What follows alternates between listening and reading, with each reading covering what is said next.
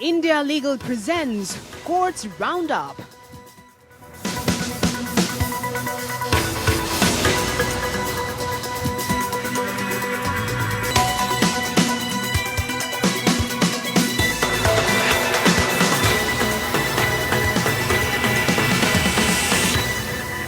नमस्कार, मैं हूं जायरा। कोर्ट्स राउंडअप में आपका स्वागत है। इस बुलेटिन में अगले आधे घंटे तक हम आपको कोर्ट से जुड़े तमाम छोटी बड़ी खबरों से रूबरू करवाएंगे। कोर्ट की कार्रवाई और सुप्रीम कोर्ट से लेकर हाई कोर्ट और लोअर कोर्ट तक के फैसलों को आपके सामने रखेंगे। आगे बढ़ने से पहले एक नजर डाल लेते हैं हेडलाइंस पर। मुसलमानों के खिलाफ बढ़ रहे घृणा अपराधों पर रोक लगाने के लिए सुप्रीम कोर्ट में कार्रवाई की मांग को लेकर याचिका दायर। याचिकाकर्ता ने कहा, राज्यों से कार्रवाई की जानकारी मांगी जाए, स्वतंत्र कमेटी से मामलों की जांच हो।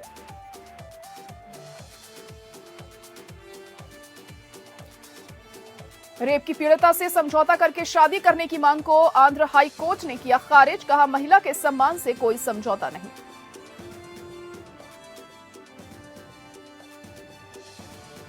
राजनीतिक कैदी बनकर धोखे से पेंशन लेने वालों पर इलाहाबाद हाई कोर्ट ने यूपी सरकार से मांगी जानकारी। वादी ने कहा, 1500 व्यक्ति ले रहे हैं फर्जी तरीके से pension.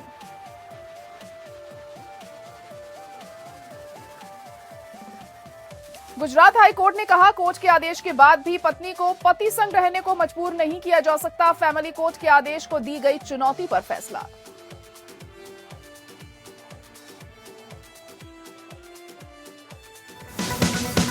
India Legal presents Courts Roundup.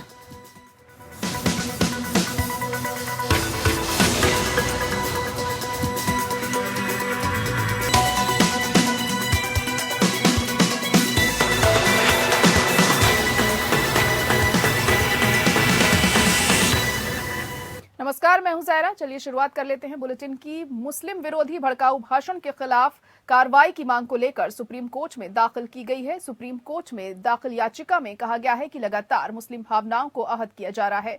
इन लोगों को के खिलाफ कार्रवाई किए जाने के लिए स्वतंत्र कमेटी से मामलों की जांच के निर्देश दिए जाएंगे।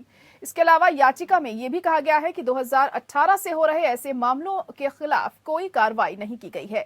याचिका के मुताबिक देश भर में मुसलमानों के खिलाफ नफरत भरे भाषण दिए जा रहे हैं, जिसमें समुदायों के खिलाफ हिंसा का आह्वान किया जाता है और पैगंबर मोहम्मद के खिलाफ अपमानजनक टिप्पणी की जा रही है। मुसलमानों का एक सामाजिक धार्मिक संगठन जमियत-उल-उलमाए हिंद और धार्मिक विद्वान और सामाजिक कार्यकर्ता मौलाना सैयद महमूद असद मदनी ने ये याचिका दायर की। याचिका में डासना मंदिर के पुजारी यति नरसिंहानंद सरस्वती द्वारा दिए गए भड़काऊ भाषणों, इस साल अगस्त में जंतर मंतर रैली में किए गए मुस्लिम विरोधी नारे, गुरुग्राम में नमाज के खिलाफ अभियान और विरोध प्रदर्शन का हवाला दिया गया। गुरुग्राम में गाय का गोबर फैलाकर धमकी भरे नारे लगाकर प्रदर्शनकारियों ने निर्धारित भूखंडों पर नमाजों को बाधित किया। त्रिपुरा में रैलियां आयोजित की गईं। इनमें पैगंबर के खिलाफ अपमानजनक नारे लगाए गए। इनमें सूरजपाल अम्मू और संतोष थमैया के भाषण आदि शामिल थे। याचिकाकर्ता उत्तर प्रदेश पुलिस द्वारा यति नरसिंहानंद सरस्वती की टिप्पणी के विरोध में 100 से ज्यादा मुसलमानों को गिरफ्तार किए जाने की रिपोर्ट का हवाला भी देते हैं। ये ध्यान दिया जा सकता है कि हाल ही में 76 सुप्रीम कोर्ट के वकीलों ने भारत के मुख्य न्यायाधीश को पत्र लिखकर हरिद्वार सम्मेलन के खिलाफ स्वतः कार्रवाई करने की मांग की, जहां मुसलमानों के खिलाफ नरसंहार की अपील की गई, ये कहते हुए कि पुलिस अधिकारियों ने मुस्लिम विरोधी नफरत भरे भाषणों की घटनाओं के खिलाफ कोई कार्रवाई नहीं की। याचिकाकर्ताओं ने कानून प्रवर्तन एजेंसियों को गैर राज्य अभिनेताओं के अधीन और अल्पसंख्यकों के अधिकारों की रक्षा करने में विफल होने के बारे में चिंता व्यक्त की।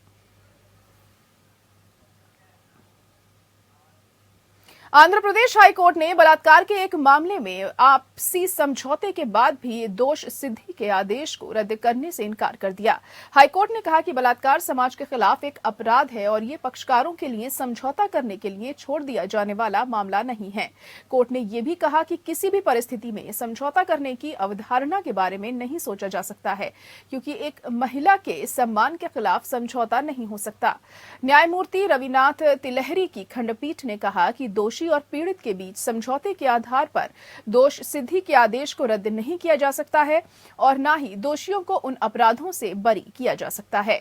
पीड़िता ने दोनों आरोपियों के साथ मामले से समझौता करने के लिए हाई कोर्ट की अनुमति की मांग करते हुए एक याचिका दायर की। इसमें कहा गया कि उसे आरोपी से प्यार हो गया और उन्होंने शादी करने का फैसला किया, लेकिन कुछ कारणों से ये अमल में नहीं आया। दोषी ने सजा को रद्द करने के लिए अदालत का दरवाजा खटखटाया था।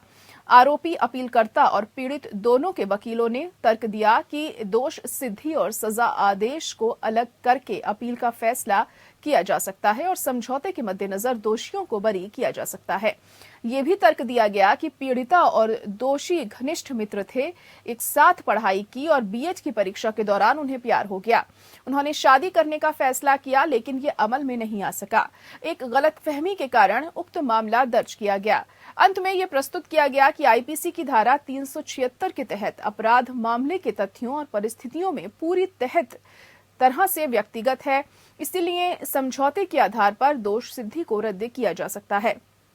कोर्ट का आदेश। कोर्ट ने मध्य प्रदेश राज्य बनाम मदन लाल मामले का जिक्र किया, जिसमें सुप्रीम कोर्ट ने कहा था कि बलात्कार या बलात्कार का प्रयास एक महिला के शरीर के खिलाफ अपराध है, जो उसका अपना मंदिर है। अदालत ने इस प्रकार कहा कि कोर्ट ने निष्कर्ष निकाला कि चूंकि वर्तमान मामले में अपीलकर्ताओं को ट्रायल कोर्ट द्वारा आईपीसी की धारा 376 के तहत एक जघन्य अपराध का दोषी ठहराया गया है, इसलिए केवल समझौते पर उन्हें बख्शने का कोई सवाल ही नहीं उठता।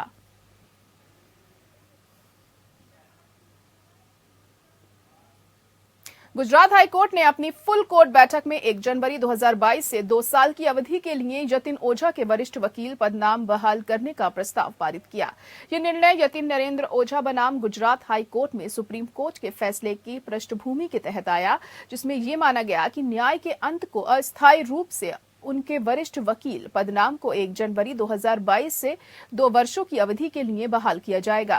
पिछले साल जुलाई 2020 में हाई कोर्ट ने ओझा को दिए गए वरिष्ठ वकील पदनाम को रद्द कर दिया था और 1999 के फुल कोर्ट के फैसले को याद करते हुए उन्हें वरिष्ठ अधिवक्ता के रूप में नामित किया था। कार्रवाई इस वजह से की गई कि ओझा ने फेसबुक लाइव कॉन्फ्रेंस की थी। इसमें उन्होंने आरोप लगाया कि हाईकोर्ट रजिस्ट्री भ्रष्ट प्रथाओं का पालन कर रही है और हाई प्रोफाइल उद्योगपतियों और तस्करों को अनुचित लाभ दिया जा रहा है। इस बीच उन्होंने गुजरात हाईकोर्ट के फैसले को चुनौती देते हुए सुप्रीम कोर्ट का रुख किया। हालांकि सुप्रीम कोर्ट ने गुजरात हाईकोर्ट के फैसले के खिलाफ वकील यतिन ओझा द्वारा दायर याचिका में सुनवाई को टाल दिया, जिसमें उन्हें एक सीनियर एडवोकेट के रूप में पदनाम हटा दिया गया। इसके बाद अक्टूबर 2020 में गुजरात हाईकोर्ट के जस्टिस सोनिया गोकानी और जस्टिस एनवी अंजारिया की एक पीठ ने उन्हें ओझा के बाद हाईकोर्ट द्वारा शुरू किए गए आपराधिक अवमानना मामले में दोषी ठहराया।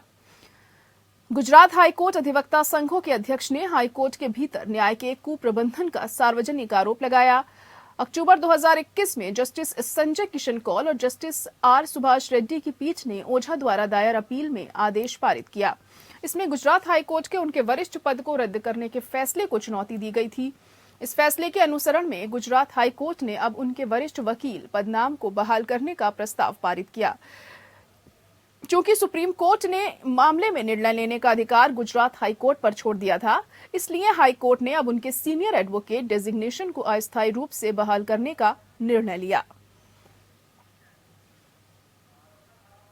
एक महत्वपूर्ण फैसले में गुजरात हाईकोर्ट ने कहा है कि वैवाहिक अधिकारों की बहाली के लिए पति द्वारा दायर मुकदमे में एक महिला को अदालत की डिग्री के माध्यम से भी अपने पति के साथ रहने के लिए मजबूर नहीं किया जा सकता।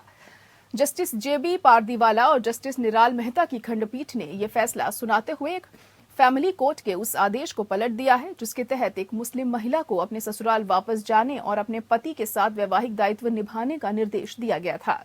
गुजरात में बनासकांठा जिला फैमिली कोर्ट के समक्ष प्रतिवादी पति का ये मामला ये था कि उसकी पत्नी, जिसके साथ उसने वर्ष 2010 में निकाह किया था, उसने बिना किसी उचित कारण और बिना किसी को बताए ही 20 जुलाई 2017 को उनके नाबालिग बेटे के साथ अपना वैवाहिक घर छोड़ दिया था।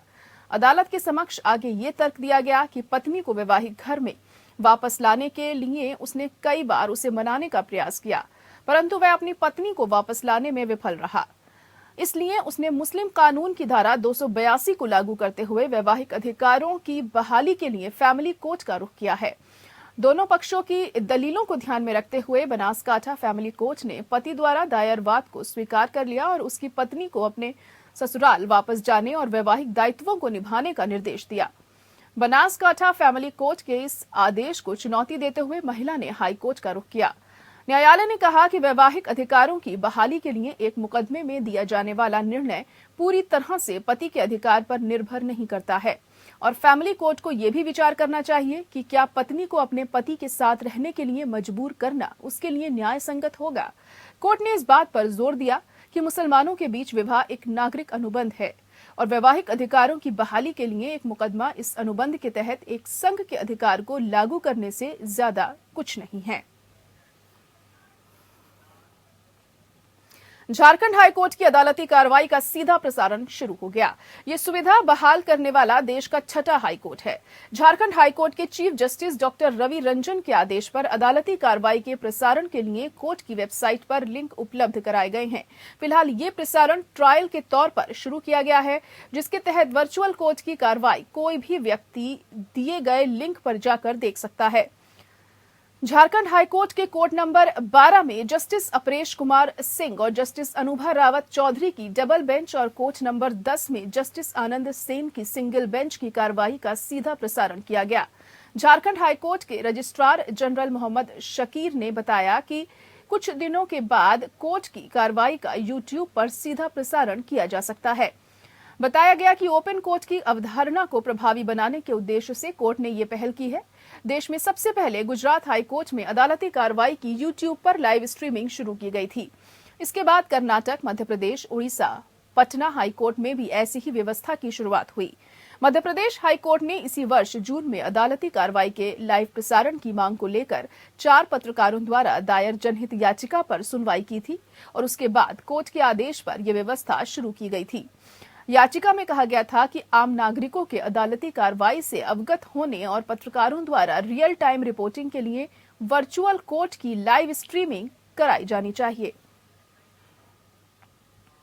पंजाब हरियाणा हाई कोर्ट में जजों के 85 पद मंजूर होने के बावजूद केवल 45 जज कार्यरत होने के चलते जजों की भारी कमी से जूझ रहा है। हाई कोर्ट को इस समय 40 जजों का इंतजार करना पड़ रहा है, जिसके चलते लोगों को तारीख पर तारीख मिल रही है। जजों की कमी के कारण हाई कोर्ट में लंबित मामलों की संख्या करीब 4.5 लाख तक पहुंच गई। जजों की कमी की सूची में पहले स्थान पर इलाहाबाद हाई कोर्ट है, जबकि दूसरे स्थान पर पंजाब हरियाणा हाई कोर्ट आता है। विशेषज्ञों के अनुसार सुप्रीम कोर्ट की ओर से एसपी गुप्ता मामले में दिए गए फैसले के बाद जजों की नियुक्ति की प्रक्रिया बेहद पेचीदा और धीमी हो गई है। पहले केंद्र सरकार भारत के मुख्य न्यायाधीश से विमर्श कर वकीलों को जज के तौर पर एलिवेट कर देती थी। अब विभिन्न हाई कोर्ट का कॉलेजियम वकीलों के नाम पर सुप्रीम कोर्ट को भेजता है। सुप्रीम कोर्ट का कॉलेजियम इन नामों में से उपयुक्त को केंद्र सरकार को भेजते हैं और उसके बाद जजों की नियुक्ति की प्रक्रिया पूरी होती है। पंजाब हरियाणा हाई कोर्ट भी देश के अन्य हाई कोर्ट की तरह इसी धीमी और लंबी प्रक्रिया से पीड़ित है। 1 अक्टूबर 2021 तक प्राप्त जानकारी के अनुसार देश में जजों के 1098 स्वीकृत पद हैं और इनमें से 471 पद रिक्त पड़े हैं, जो कुल पदों का करीब 43% है। देश में सबसे ज्यादा रिक्त पदों के मामले में Punjab Haryana high court Allahabad high court के बाद दूसरे नंबर पर आता है। इलाहाबाद हाई कोर्ट में जहां 160 में से 69 पद रिक्त हैं, पंजाब हरियाणा हाई कोर्ट में 85 में से 40 पदों पर जजों का इंतजार है।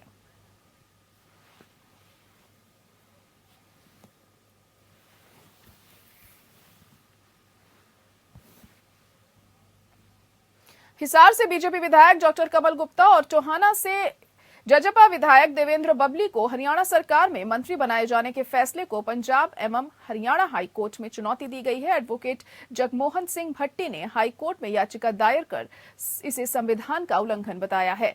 दायर याचिका में उन्होंने कहा कि संविधान के 51वें संशोधन के तहत राज्य में कैबिनेट मंत्रियों की संख्या विधानसभा के कुल विधायकों की संख्या के 15% से अधिक नहीं हो सकती है। उन्होंने कहा कि हरियाणा विधानसभा में विधायकों की कुल संख्या 90 है। ऐसे में संविधान संशोधन के अनुसार कैबिनेट में अधिकतम 13 मंत्री हो सकते हैं, जिसके आधार पर इस समय हरियाणा में 14 मंत्री हैं। याचिकाकर्ता का कहना है कि 13 की जगह 14 मंत्री भी संविधान संशोधन का उल्लंघन है। याचिका में हरियाणा के मुख्यमंत्री मनोहर लाल, कमल गुप्ता, देवेंद्र बबली को प्रतिवादी बनाते हुए सरकार द्वारा 2 और मंत्री बनाने के फैसले को गैर कानूनी, तानाशाहपूर्ण, असंवैधानिक और तय प्रावधानों का उल्लंघन बताते हुए दोनों विधायकों की नियुक्ति रद्द करने की मांग की गई है। याचिकाकर्ता का आरोप है कि हरियाणा सरकार द्वारा जो मंत्री पद और कैबिनेट रैंक बांटे जा रहे हैं, उनका सीधा दबाव जनता पर पड़ रहा है। याचिका में यह भी कहा गया है कि विधायकों को खुश करने के लिए मंत्रियों की संख्या बढ़ाई जा रही है और उनको भुगतान जनता की कमाई से किया जा रहा है। याचिकाकर्ता ने हाईकोर्ट से अपील की है कि तय संख्या से अधिक मंत्री होने के चलते इन अतिरिक्त मंत्रियों को हटाया जाए, साथ ही याचिका लंबित रहने तक उनको मिलने वाले लाभ भी रोक दिए जाएं।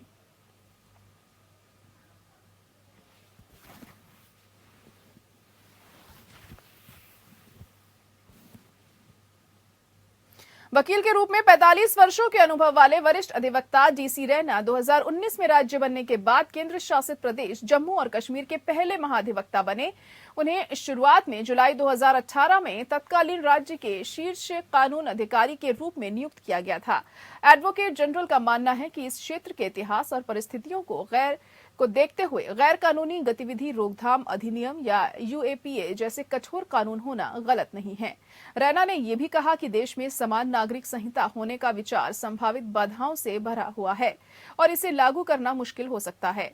जम्मू कश्मीर में लगातार हो रहे मानवाधिकारों के उल्लंघन पर देश और दुनिया के बाकी हिस्सों में रोने के बावजूद महाधिवक्ता का मानना है कि संविधान के अनुच्छेद 370 को निरस्त करने के बाद यह मुद्दा निपटान हो गया।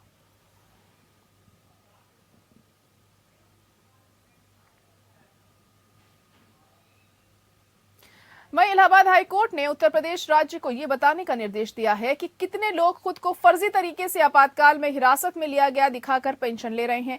चीफ जस्टिस राजेश बिंदल और जस्टिस पीयूष अग्रवाल की पीठ पीलीभीत के लोकतंत्र रक्षक सेनानी संगठन के अध्यक्ष अशोक कुमार शमसा द्वारा दायर एक जनहित याचिका पर विचार कर रही थी, जिन्होंने अदालत के समक्ष दावा किया है कि कई लोग आपातकाल के दौरे के राजनीतिक बंदियों के लिए तय मासिक पेंशन धोखाधड़ी से प्राप्त कर रहे हैं। याचिकाकर्ता की ओर से यह तर्क दिया गया है कि उसके अनुमान के अनुसार लगभग 1500 लोग फर्जी तरीके से पेंशन प्राप्त कर रहे हैं। यह भी प्रस्तुत किया गया है कि याचिकाकर्ता प्रशासन द्वारा फर्जी नामों में की गई जांच से संतुष्ट नहीं है। 2018 में पहली बार इस मामले की सुनवाई करते हुए इलाहाबाद हाईकोर्ट ने जिला प्रशासन से रिपोर्ट मांगी थी और उसके बाद प्रशासन द्वारा की गई जांच में 5 लोग ऐसे पाए गए थे जो ये पेंशन फर्जी तरीके से ले रहे थे। जनहित याचिका में यह तर्क दिया गया कि अकेले पीलीभीत जिले में कई लोगों को लोकतंत्र सेनानियों के पेंशन का हकदार बनाया गया है। भले ही वे उस समय राजनीतिक कैदियों के रूप में जेल नहीं गए थे, बल्कि उन्हें चेन स्नैचिंग या हत्या के प्रयास के आरोप में जेल भेज दिया गया था। इसके अलावा जनहित याचिका में कहा गया है कि पिछले 3 वर्षों से प्रशासन को शिकायत दर्ज करके कार्रवाई की मांग की गई थी, लेकिन कार्रवाई करने की बजाय जिला प्रशासन ने ऐसे लोगों के पेंशन के लिए उनके दावे को स्वीकार करके उनकी संख्या को दोगुना कर दिया, जो कथित तौर पर मीसा और डीआईआर कानूनों के तहत जेलों में बंद हैं। गौरतलब है कि उत्तर प्रदेश में करीब 6000 ऐसे लोकतंत्र सेनानी हैं और उन्हें दी जाने वाली पेंशन पर सरकार का 35 करोड़ 35 लाख से ज्यादा हर महीने खर्च हो रहा है। इसके अलावा ऐसे पेंशन भोगियों को रोडवेज बसों में मुफ्त यात्रा सेवा और जिला अस्पतालों में मुफ्त चिकित्सा सुविधा भी प्रदान की जाती है। कर्नाटक हाईकोर्ट ने कहा है कि बिक्री डीड के निष्पादन से पहले कर्नाटक हाउसिंग बोर्ड द्वारा राज्य सरकार से पूर्व अनुमोदन प्राप्त नहीं करने से उक्त दस्तावेज अमान्य और निष्प्रभावी हो जाता है। जस्टिस एसआर कृष्ण कुमार की एकल पीठ ने याचिकाकर्ता कराई सिद्धेश्वरा पुत्र गुरुनाथ बायकोडी द्वारा बोर्ड के साथ 23 अगस्त 2006 को निष्पादित को बिक्री विलेख को खारिज कर दिया। याचिकाकर्ता के पिता ने दावा किया था कि केएचबी द्वारा रियल एस्टेट ब्रोकर्स के साथ मिली भगत कर धोखाधड़ी और गलत बयानी के कारण केएचबी ने याचिकाकर्ता के पिता से एक बिक्री विलेख प्राप्त की थी, जिसमें उसका झूठ प्रतिनिधित्व किया गया था और विषयगत भूमि केएचबी द्वारा अधिग्रहण की योजना में शामिल की गई थी और केएचबी ने राज्य सरकार से पूर्व अनुमति प्राप्त की थी। हालांकि याचिका को इस आधार पर खारिज कर दिया गया कि संविधान के अनुच्छेद 226 और 227 के तहत अपने अधिकार क्षेत्र के प्रयोग में उक्त बिक्री विलेख की वैधता और अशुद्धता की जांच हाईकोर्ट द्वारा नहीं की जा सकती है। आदेश के खिलाफ दायर अपील भी खारिज हो गई। हालांकि इस न्यायालय ने याचिकाकर्ता के पिता के पक्ष में स्वतंत्रता सुरक्षित रखी कि वह या तो सक्षम सिविल कोर्ट के समक्ष बिक्री विलेख को चुनौती दे या वे अपने अधिकारों के लिए आंदोलन करे और उन सभी राहतों की मांग करे जिनके वे हकदार हैं। और याचिका और अपील को खारिज करने से याचिकाकर्ता को लाभ नहीं मिलेगा यदि कानून में उपलब्ध है। आदेश से व्यथित याचिकाकर्ता के पिता ने सुप्रीम कोर्ट का दरवाजा खटखटाया, जिसे वर्ष 2014 में खारिज कर दिया गया था।